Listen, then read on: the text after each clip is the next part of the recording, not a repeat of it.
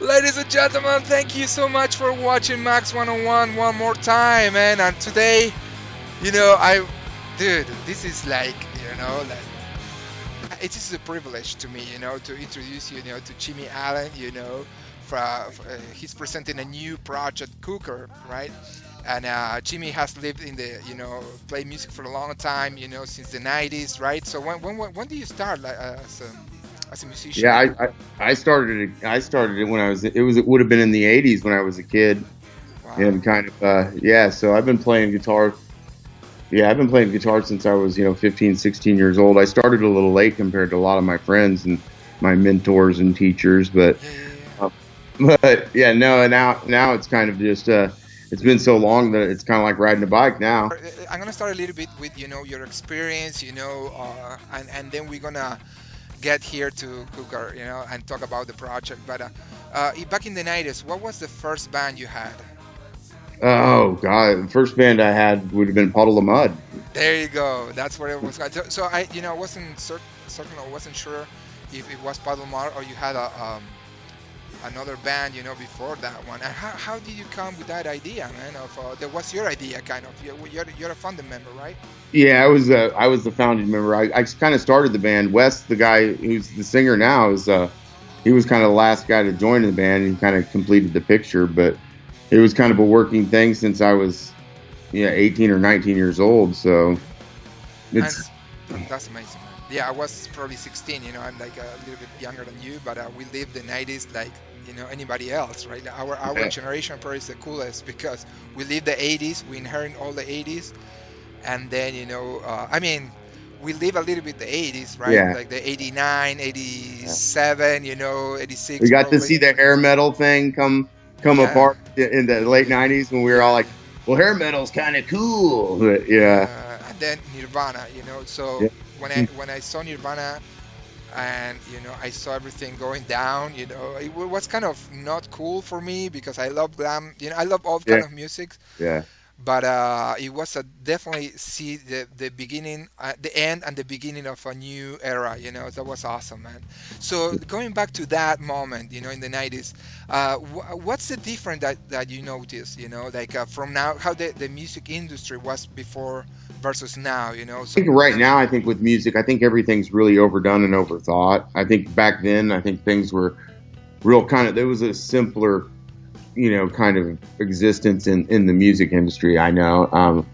Just kind of having everything now seems like it's kind of over processed, overdone, just Mhm. over, and that's not saying it's not any good, but I think the '90s were the best time to be a musician because you learned what was really true and that came from your heart and stuff, and now it just seems kind of contrived. I don't know. I mean, but Yeah.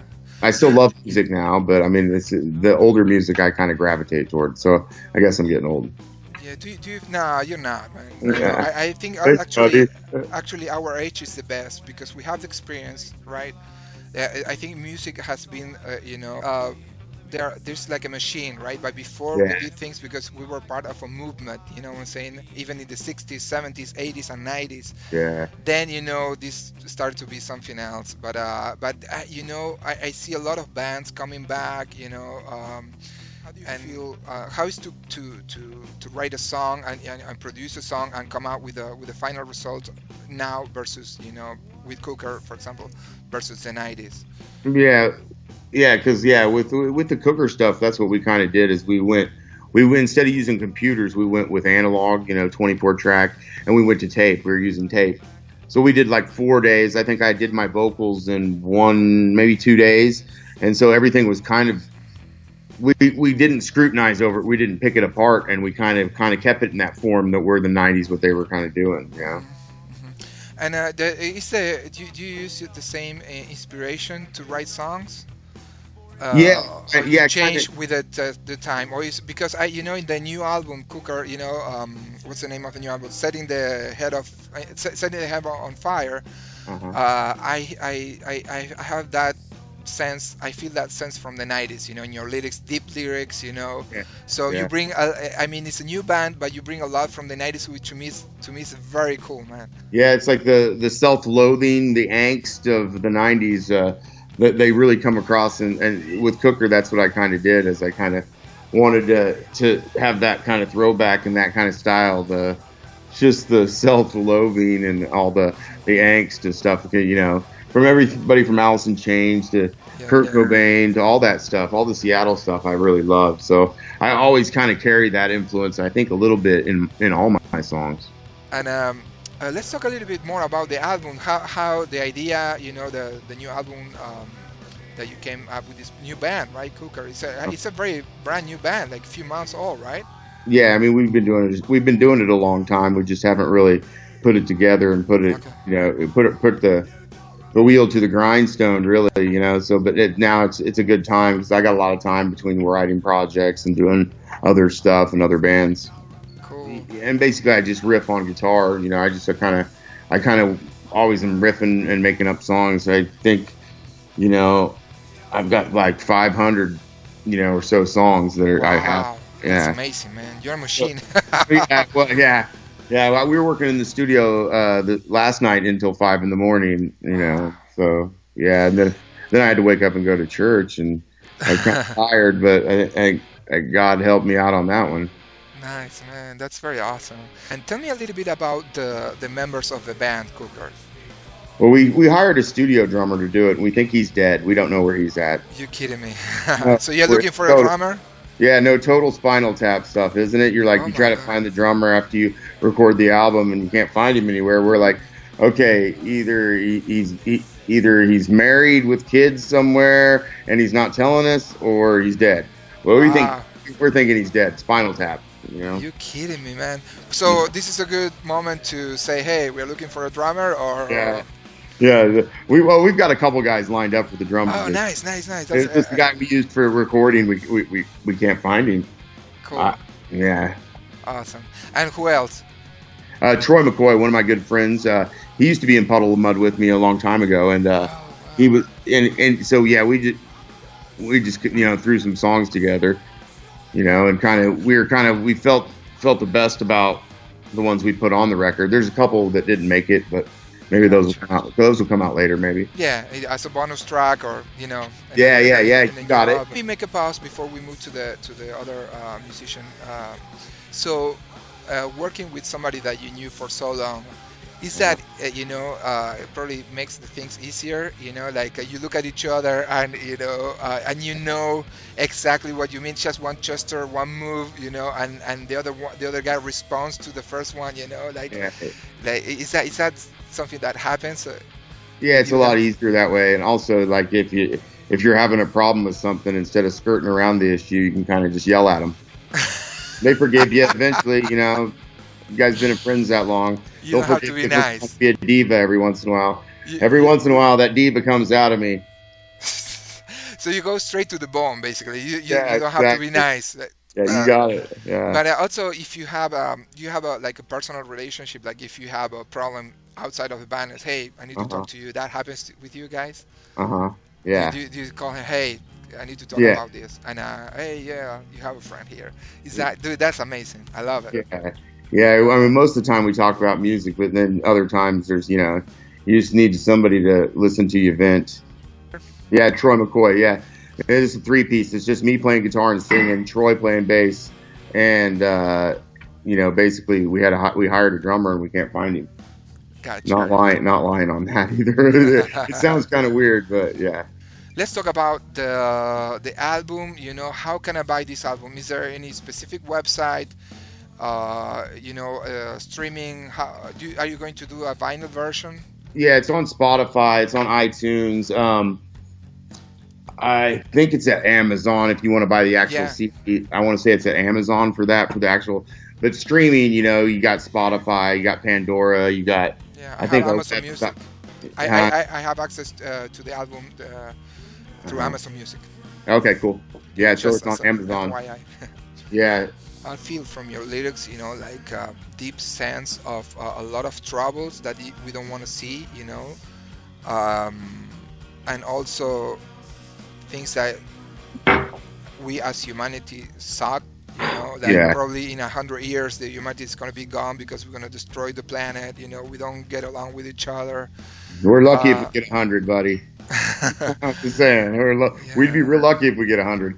No, I think a lot of the stuff, yeah, what you're talking about, I'm glad you got that out of it because that's kind of what the song, that's kind of the thread that kind of keeps the Setting the Head on Fire record from Cooker. That's the thread that kind of keeps it together is kind of the whole, I mean, like this song like Robot, which is talking about like having no feelings and being disconnected from, exactly from what you're Yes. saying, and Yes. then, everything from Loop. There's a song called Loop that's about, just, not being happy with yourself and learning how you can grow from that and eventually be happy with yourself. And then there's, I mean, everything like you just said, it's about, the struggles of modern day man, like Bad Unit's a song that Troy and I came up with that's, talking about having a bad unit, which is something that's just really, messed up, a screwed up, computer or screwed up amp, or you're kind Yeah. of taking it from that. Yeah. So that you just mentioned my favorite song, Loop. Loop is Oh, you like like Loop? amazing, man. It's Yeah, amazing. that's killer, man. I It's kind of a little hidden gem. Not yeah. everybody gets that song because I'm kind of, Talking. yeah, I'm kind of talking. I'm talking out my problems, trying to help other people with theirs. Yeah. Man, Yeah. that's awesome. It's like uh, I feel that the songs, the music and the artists create like suits, like suits when you go to work, people who go to the office. And every song is a different suit, and we have Yeah. one suit is gonna fit probably better than the other, you know what I'm saying? And sometimes you put the suit on and it fits perfectly, and that's why I feel your songs are like, I feel Loop, it really it really fit, it's a suit that really fits me well, and I say, wow, man, this is kind of, this represent a little bit of my life, or stories that I heard, and it's so down to earth and real, Uh-huh. that brings me closer to the song and closer to your music and closer to the album, which is awesome. Killer, Max. Thanks. I appreciate it. Yeah. That's kind of one of those songs that we kind of were talking about tucking in there. And then we were kind of talking, well, does this song really fit with the other songs? And I was like, I don't really care if it fits. Let's just make it work, Yeah, And what if we listen a little bit of Loop now? Let's yeah, let's see go if I ahead. can. Let's see if it works. I'm playing with technology here, so That's this fine. is settled with. I'm gonna try now.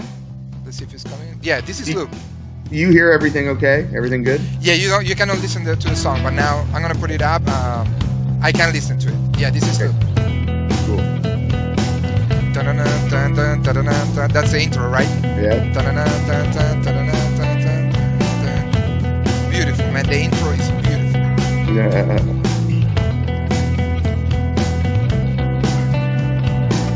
As I woke up this morning, And now you're talking. As I woke up this morning. Yeah. I saw myself for what I truly was.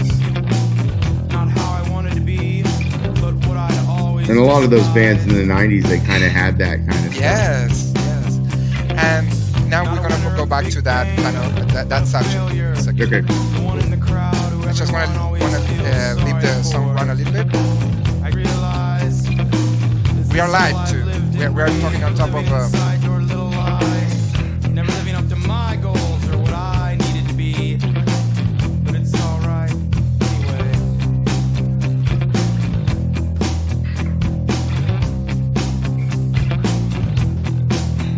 And that was Loop, man. Good. What an amazing song, brother. Killer. Yeah, so we heard a little bit about you talking because I'm telling to the audience here, so Jimmy cannot hear the song because of technical issues that I'm having, but you guys can hear it, and we were just talking about that, Jimmy talking about a situation, real life situations, which I was saying, that I can't fit that as a suit, and own that song, and that brings me closer to the band. And how many times, society made us feel as roach, man. Yeah. Like I'm not gonna victimize myself, but if you don't fit, if you don't meet the standards of society, Uh, you're gonna feel like a roach. So anyways, dude, it's so awesome talking to you about music, man. Thank you for your time. hey, no problem. Uh, Thanks, Max. Yeah, sorry, I know you gotta go, but anything you wanna say to the fans out there for the Midnight Madness radio show, for Max One on One? Yeah, I thank you, Max, and I thank all the fans that have been real supportive with all my stuff. I appreciate it from the bottom of my heart.